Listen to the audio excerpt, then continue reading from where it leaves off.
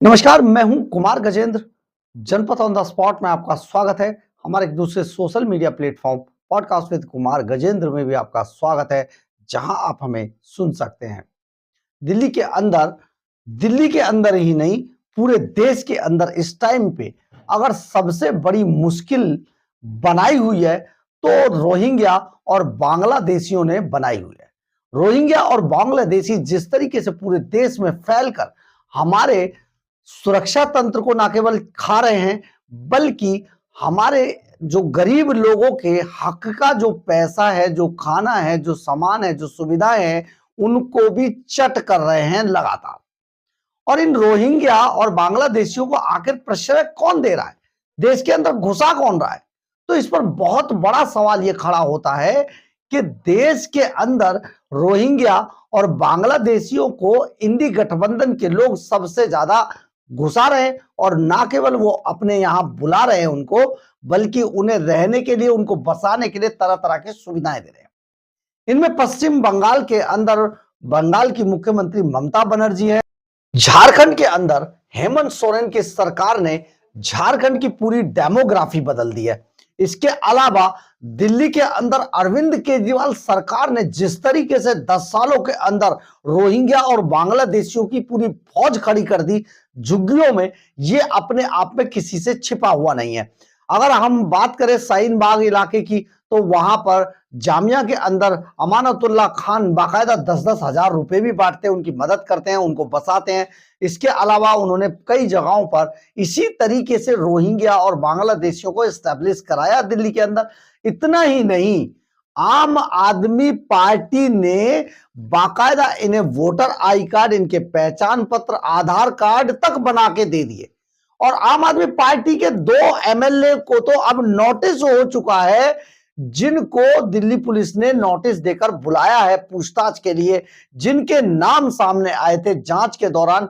रोहिणी के अंदर बाकायदा रोहिंग्या और बांग्लादेशियों के आई कार्ड और पहचान पत्र, वोटर आई कार्ड बनाने के लिए बाकायदा एक ऑफिस खोला हुआ था, जिसका संचालन 2 लोग कर रहे थे। उन्हें पकड़ा गया तो उसके बाद इन विधायकों के नाम आए, और आम आदमी पार्टी के इन विधायकों की ना केवल उन पर, उनके फार्मों पर, फॉर्म जो होते हैं उस पर ना केवल स्टाम्प थी, बल्कि उनके सिग्नेचर भी पाए गए, जिनका सत्यापन हो चुका है।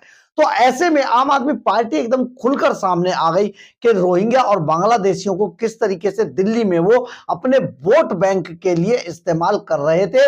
और इसके लिए दिल्ली की जो गरीब जनता थी, उनके अधिकारों का, उनके हकों का जो पैसा था, जो खाना था, जो राशन था, जो भी सुविधाएं थी, वो रोहिंग्या और बांग्लादेशियों में बांट रहे थे।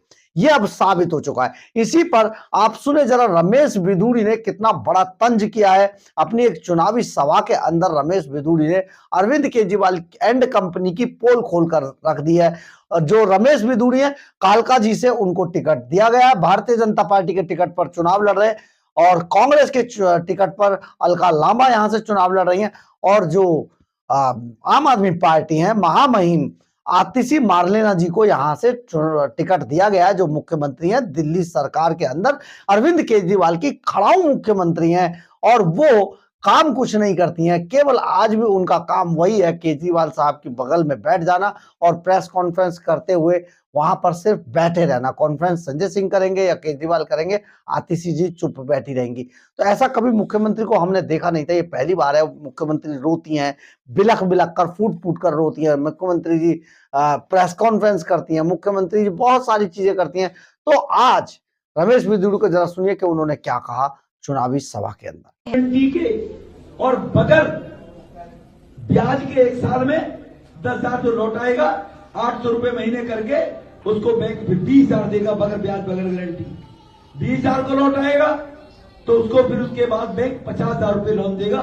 उनका जीवन स्तर उठे, वो अपना काम और अच्छे भले प्रकार से करें। ये योजना मोदी जी ने चलाई थी। गरीब जिसको जीवन में 3,500, 4,000 का सिलेंडर गैस कनेक्शन खरीदने में सक्षम ही नहीं है, जो गरीब मजदूर 12-14 हजार रुपए महीने कमा पाता है, मुश्किल से घर का गुजारा करता है, उन सबको ऐसे 10 करोड़ लोगों को उज्ज्वला योजना चलाकर मुफ्त में गैस कनेक्शन देने का काम 10 करोड़ लोगों को हुआ है। उनको 500 रुपए आज भी सिलेंडर मिलता है। पहले की सरकारें सब्सिडी देती थी, तो सब्सिडी रमेश बिदुड़ी को भी मिलती थी, डॉक्टर साहब को भी मिलती थी। अरे भाई वो 500 रुपए डॉक्टर साहब को क्यों दिए जाए? डॉक्टर साहब के पास प्रभु की कृपा है, वो पैसा देश के विकास में लगना चाहिए। तो आज भी सिलेंडर 500 रुपए का है, लेकिन गरीब आदमी के लिए है, पैसे वाले के लिए नहीं है। जो आज केजरीवाल साहब काम करते हैं, जिसको हम कहते हैं रेवड़ी बांटना, तो लोग उसको कंपेयर कर लेते हैं कि मोदी जी तो राशन दे रहे हैं लोगों को, मोदी जी तो वो गैस कनेक्शन दे रहे हैं। मोदी जी सबको नहीं दे रहे, गरीब व्यक्ति के जीवन स्तर को उठाने के लिए उनको दे रहे हैं। 4 करोड़ ऐसे गरीब लोगों के देश में मकान बनाकर दिए गए, पूरी जिंदगी जिनकी झुग्गी झोपड़ी छप्पर कच्चे मकान में गुजर गई, वो सपना भी ले सकते थे कि हम कभी पक्के मकान के मालिक होंगे। पिछले 10 साल में 4 करोड़ लोगों को मकान देने का काम हुआ है। हमारे तुम्हारे पड़ोस में गोविंदपुरी में 3024 फ्लैट गरीबों को दिए गए, जो झुग्गियों में नार के लिए बेचारे जी रहे थे। वेस्ट दिल्ली में दिए गए। तो ये जो गरीब लोग हैं, उनका जब तक उत्थान नहीं होगा, वो देश के बारे में कैसे सोचेंगे? तो देश के बारे में 140 करोड़ लोग अगर सोचेंगे तो ही देश विकसित राष्ट्र बनेगा। तो ये मानसिकता अलग अलग प्रकार की मानसिकता है। मोदी जी ने कभी नहीं कहा कि मैं 2 कमरे के मकान में रहूंगा, मैं तुम्हारे लिए दे दूंगा, मैं सरकारी गाड़ी नहीं लूंगा, मैं तुम्हारे लिए दे दूंगा, मेरे 2 बच्चों की कसम, मेरे परिवार की कसम, मेरे देश की कसम, मैं भ्रष्टाचारियों के साथ नहीं जाऊंगा। क्राइम करने वाला क्रिमिनल भी जब क्राइम करता है और जेल में रहने के बाद वो जिंदगी को अपनी सुधारने की संकल्प के साथ सजा भुगतता है, तो अदालत भी, देश का कानून भी कभी कभी उसकी सजा को 2-4 साल पहले उसको बरी कर देता है कि सुधर गया है, ये समाज में अच्छा काम करेगा, क्राइम नहीं करेगा। हर किसी को सुधरने का मौका दिया जाए, ये हमारी पद्धति है, हमारी संस्कृति है। लेकिन इस सब संस्कृति को आगे चलाने के लिए हर परिवार में घर से नल से जल आ जाए। 14 करोड़ परिवारों में देश में नल से जल देने का काम मोदी जी ने कर दिया है अभी तक। यूपी में, बिहार में, छत्तीसगढ़ में, उड़ीसा में, राजस्थान में, हरियाणा में हर घर में नल से जल पीने का पानी मिले। दिल्ली इसलिए वंचित रह गई कि 10 साल से दिल्ली में राज्य सरकार नहीं है जो इस काम को नहीं कर रही है।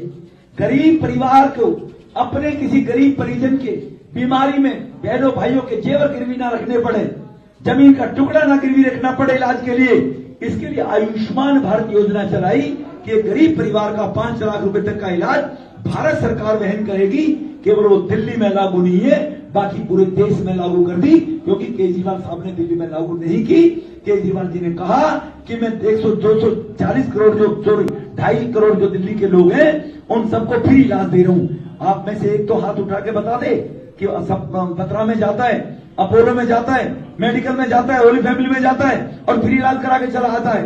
एक आदमी बता देगा था फ्री इलाज होता हो।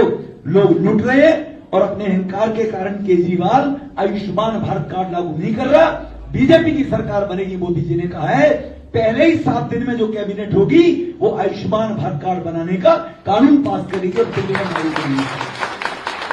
इसलिए ये अंतर है कि राष्ट्र का निर्माण कैसे हो। मोदी जी दिल्ली को दुनिया की विकसित राजधानियों में से बनाना चाहते हैं। भारत विकसित राष्ट्र की तरफ चल रहा है। हाईवे देखिए, एम्स पहले 7 थे, 23 हो गए।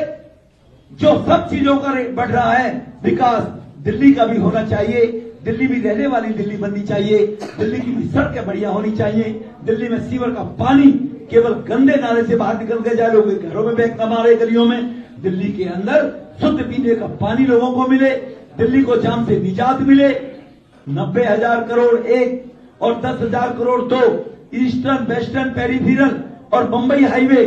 अगर दिल्ली में मोदी साहब नहीं आते तो जो अब हरियाणा का ट्रैफिक यूपी का बाहर बाहर निकल जाता वेस्टर्न पेरिफेरल से, और उधर मानेसर से लेकर पानीपत बाहर बाहर निकल जाता है।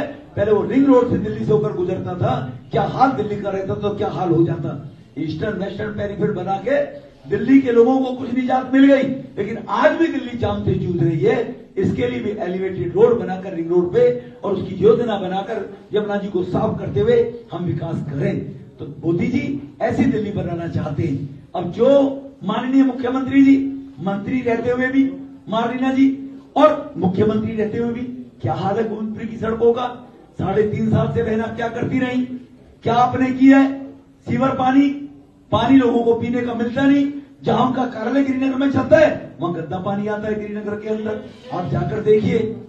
तो इन सब चीजों से निजात दिलाने के लिए दिल्ली विकसित राष्ट्रीय राजधानी बने, इसके लिए आपने सुना होगा कि रमेश बिधूड़ी ने किस तरीके से पूरे केजरीवाल प्रशासन की, उनके कार्यों की पूरी पोल खोल कर रख दी है और रमेश बिधूड़ी वहां से लीड कर रहे हैं। आतिशी मार लेना बुरी तरीके से हार रही है। इतना ही नहीं, आज अरविंद केजरीवाल की जो सबसे ज्यादा उनका वीवीआईपी कल्चर है, जो 40 से 50 गाड़ियां लेकर वो, जैसा प्रवेश वर्मा ने आरोप लगाया, और आज तो मेरे सामने से काफिला गुजरा, सचमुच 40 गाड़ियों से ऊपर ही गाड़ियां थी। साहब के पास Z+ की सुरक्षा जो दिल्ली से तो नहीं मिल सकती थी, जाकर पंजाब से उन्होंने वो सुरक्षा ली। इसके बाद गाड़ियों में घूम रहे हैं, मौज काट रहे हैं और पंजाब जाने की तैयारी कर रहे हैं, क्योंकि दिल्ली के अंदर केजरीवाल एंड कंपनी का बोरिया बिस्तर गोल हो चुका है। तो बहुत बड़ी बात है कि रोहिंग्याओं ने पूरी दिल्ली की शक्ल सूरत को बदल दिया है। लेकिन आज दिल्ली की जनता जाग चुकी है और अब केजरीवाल को कह रही है, अब और नहीं, तुमसे ना हो पाएगा केजरीवाल। तो ये बड़ी खबर है। आप सोचिए कि किस तरीके से अब दिल्ली रोहिंग्या और बांग्लादेशियों को ढूंढकर निकालेगी। और बीजेपी सबसे पहला काम ये करने वाली है कि अगर बीजेपी की सरकार बनती है, जो बनने जा रही है, तो सबसे पहले वो डिटेंशन सेंटर खोलेंगे और उन डिटेंशन सेंटर में जितने भी रोहिंग्या और बांग्लादेशी पकड़े जाते हैं उसको जांच को तेज किया जाएगा। उन सबको लाकर उन डिटेंशन सेंटर में रखा जाएगा और वापस उनको बांग्लादेश में डाला जाएगा। यानी कि अगर ऐसा होता है तो आने वाले दिनों में अरविंद केजरीवाल एंड कंपनी पर और बहुत सारे मुकदमे भी दर्ज होंगे, क्योंकि जिस जिसके एमएलए के फॉर्म पे सिग्नेचर और स्टंप पाई जाएगी वो पकड़े ही जाएंगे।